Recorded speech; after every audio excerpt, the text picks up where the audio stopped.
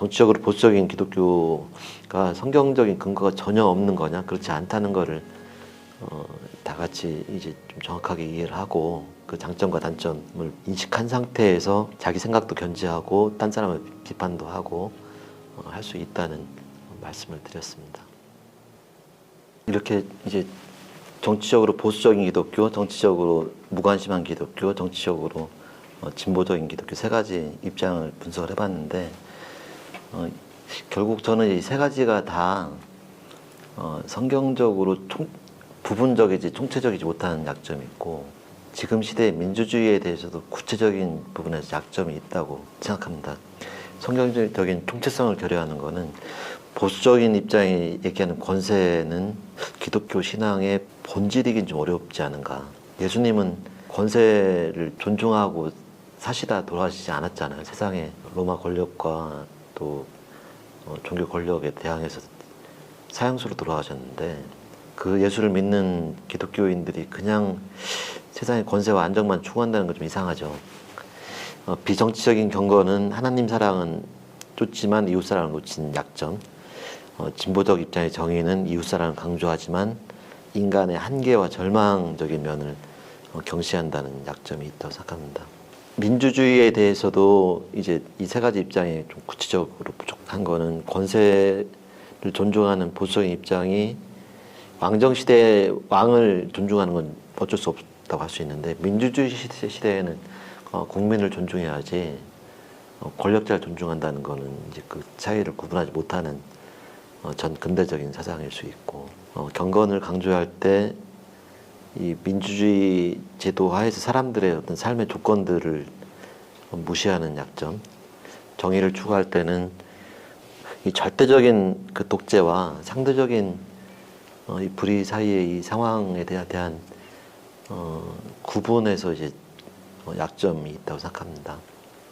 그래서 이것들을 다 좀 극복하는 민주주의에 대한 기독교적 이해를 한 가지 입장에만 국한하지 않고 재구성을 할 수 있다고 생각하는데 그거는 성경에 있는 세 가지 계명을 가지고 할 수 있다고 생각합니다.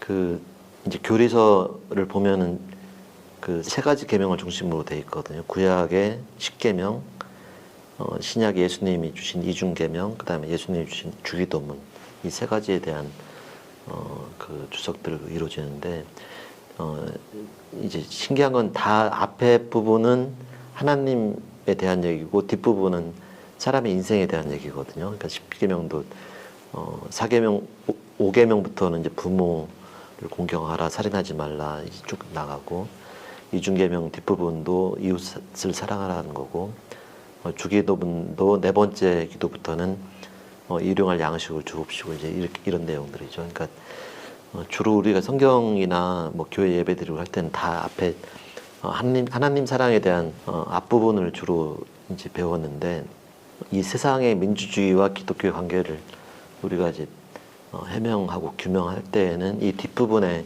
것을 가지고 우리가 이제 찾아낼 수 있고 성경이 그 근거를 준다고 생각합니다. 첫 번째로 이웃 사랑의 대계명을 보면은 하나님을 사랑하고 자기 자신과 같이 이웃을 사랑하라고 돼 있으니까 나눠서 보세요. 여기에는 이제 자기 사랑과 이웃 사랑이 있잖아요. 보수적인 사람들은 자기 사랑을 강조하고 진보적인 사람들은 이웃 사랑을 강조해서 서로 딴 얘기를 하는데 현실에서는 이웃을 사랑하라는 대계명과 사람이 먹고 살려면은 자기를 사랑해야 된다는 이 대원칙 사이에서 계속 갈등을 일으키는 게 이웃사랑의 대계명을 정확하게 보는 관점이라고 생각합니다. 민주주의의 문제로 갔을 때는 이게 개인적인 자기사랑, 개인적인 이웃사랑이 아니고 집단적인 자기사랑의 문제로 옮겨간다는 점을 우리가 착안을 해야만 민주주의와 이제 이웃사랑 계명의 관계를 이해할 수 있고 그래서 인간의 자기사랑은 크게 세 가지로 개인적 자기사랑, 그 다음에 집단적 자기사랑은 한 나라 전체가 다른 나라와 대립하는 국가적인 자기사랑이 있고 또 하나는 한 나라 안에서 그 사회의 계층 사이에 서로 대립하는 계층적인 자기 사랑이 이제 있다는 이 구조를 이해하는 것이 그 민주주의의 기독교적으로 민주주의를 이해할 수 있는 핵심적인 그런 틀이 된다고 생각합니다. 십계명에 있는 두 번째 돌판에 있는 강령을 가지고 우리가 이제 민주주의를 이해할 수 있는 것은 살인하지 말라는 제6계명은 인간의 집단적인 폭력성을 어떻게 다룰 것이냐는 정치적 민주주의와 연결되고 거짓 증거를 하지 말라는 제9계명은 이웃을 거짓되게 심판하고 판단하지 말라는 법적인 민주주의와 연결되고 남의 것을 훔치지 말라는 8계명은 나의 권리와 다른 사람의 권리 또 이제 우리 집단의 권리와 경제적 다른 집단의 경제적 이익을 어떻게 관계를 맺을 것인가 하는 이제 경제적 민주주의와 연결되는 중요 계명이라고 생각합니다. 또 이제 주기도문의 인생기도도 일용할 양식을 주옵시고는 경제적 민주주의와 연결되고 이제 우리를 시험에 들지 말게 하옵시고 악에서 구하옵소서 하는 기도도 개인적인 차원만 있는 게 아니고 우리가 이 사회 속에서 공적인 시험에 들지 않고 공적인 악을 행하지 않도록 해 주십시오라고 하는 공적인 기도를 포함하고 있다고 생각합니다. 기독교와 민주주의 관계의 핵심적인 총론이 지금 말씀드린 것처럼 이웃사랑과 자기사랑의 관계가 현실로는 어느 누구한테도 자기사랑이 이웃사랑보다 크다는 현실을 우리가 인정을 해야 된다고 생각하고요. 이거를 이제 실제로는 이런데 그걸 인정하지 않는 데서 어떤 위선이나 이제 오해나 왜곡이 벌어진다고 생각하고 이웃사랑을 다시 생각해 보면은 이웃사랑은 다른 사람의 자기사랑으로 볼 수 있거든요. 이제 자기사랑이 거울에 비친 것처럼 자기를 사랑하듯 이웃을 사랑하라는 얘기는 내가 나를 사랑하는 만큼 다른 사람이 자기를 사랑하는 것을 존중해줘라. 두 개가 동등하게 같은 양으로 연결되어 있다는 거로 이해를 한다면은 이웃사랑만 선하고 자기사랑은 악하다 이런 관점도 정확하지는 않다고 이제 볼 수 있습니다. 그러니까 자기사랑들이 서로 자기를 주장할 수 있는 자유가 있고 또 서로 대등하게 존중을 받는 평등. 그러니까 왕정 때 왕과 귀족의 자기사랑은 우월하고 뭐 서민과 무슨 종들의 자기사랑은 억눌려도 상관이 없는 게 왕정이었다고 치면은 민주주의 제도는 이런 특권적인 자기사랑을 배척하는 점에서 자기사랑과 이웃사랑이 균형을 맺는 이 이중계명의 굉장한 발전이라고 이제 할 수가 있고 아까 말씀드린 것처럼 세금과 복지를 통한 이웃사랑의 중요성이 이제 민주주의 제도의 큰 특징이다. 그러니까 예수님이 자기를 사랑하듯 이웃을 사랑하라고 하는 그 실천이 우리가 굉장히 억울해하면서 할 수 없이 내는 세금 속에 이 공적인 이웃사랑이 들어있다. 그 점을 우리가 이제 알아야 된다고 생각합니다. 기독교인들, 목회자들한테 세금 내는 거를 막 결사 반대하는 거가 과연 예수님이 말씀하신 이웃사랑을 실천하는 건지 스스로 돌아봐야 된다고 생각합니다. 그래서 이 세 가지 자기 사랑에서 이웃사랑과 자기 사랑이 서로 대립하고 갈등하는데 이웃사랑도 알고 보면은 다른 사람의 자기 사랑이니까 그렇게 무시될 것이 아니다라는 말씀을 드린 것처럼 그 세 가지 자기 사랑도 그냥 악하다고 할 수만 없는 점은 개인적인 자기 사랑은 이제 사람이 자기와 가족으로 해서 일을 해서 먹고 돈을 벌어야지 살 수 있으니까 인생의 이제 기본적인 책임이고 사회와 민주주의의 이제 생활적인 기초를 이룬다는 점에서 이해돼야 될 것 같고요. 집단적인 자기 사랑은 한 개인이 자기 혼자 막 애를 쓰고 열심히 한다고 되는 게 아니고 한 사회 전체가 이제 무슨 식민지가 아니고 정상적인 사회로 굴러가야지 자기 사랑도 실현될 수 있다는 거. 그 다음에 한 사회 안에서 여러 뭐 지역과 계층, 뭐 세대들이 각각 다르게 가지고 있는 그런 이제 다른 차이가 나는 이해관계들이 있잖아요. 이제 그거에 대해서도 집단적인 그 자기 사랑이 서로 경쟁하면서 존중받는 것이 나 개인의 노력만 가지고 되는 것이 아닌 인간의 조건이다. 그러니까 이 세 가지 인간의 개인적인 자기 사랑과 집단적인 자기 사랑이 민주주의를 이루는 기본적인 구조가 된다.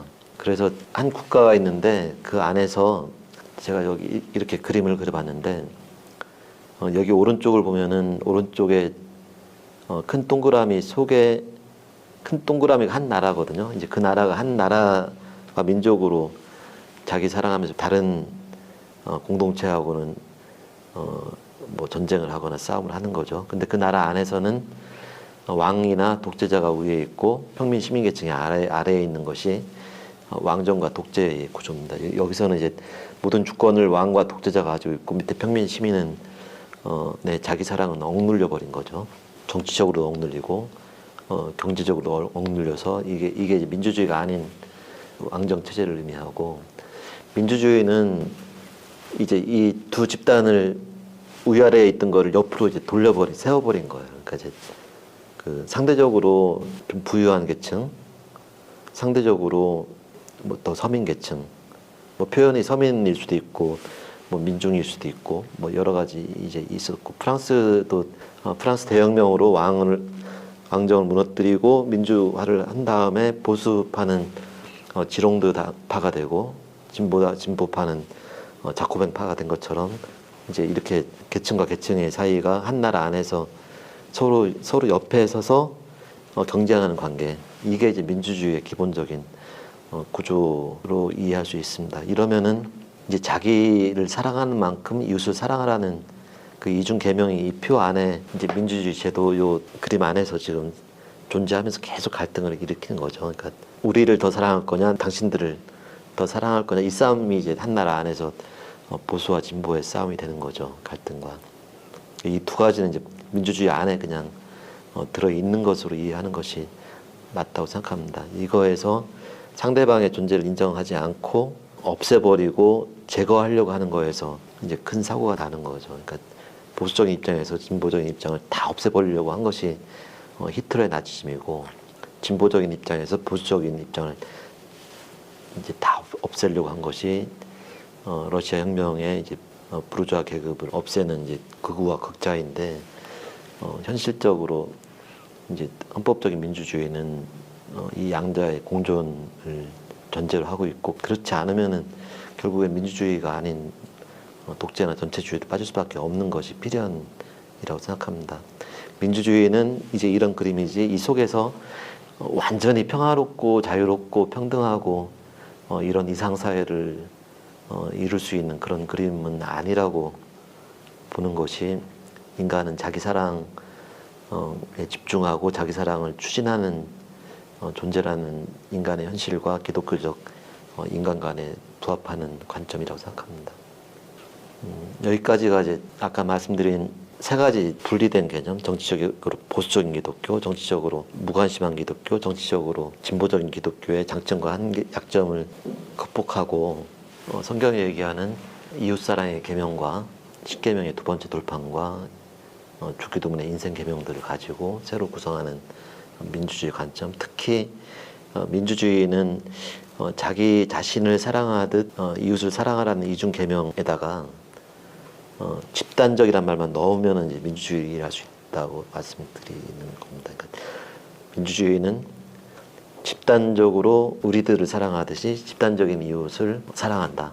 그러니까 나와 다른 계층의 자유와 권리를 존중하고 경쟁한다. 이제 그런 공존과 경쟁이 가능하게 만든 것이 민주주의다. 이렇게 말씀을 이제 드릴 수 있겠습니다.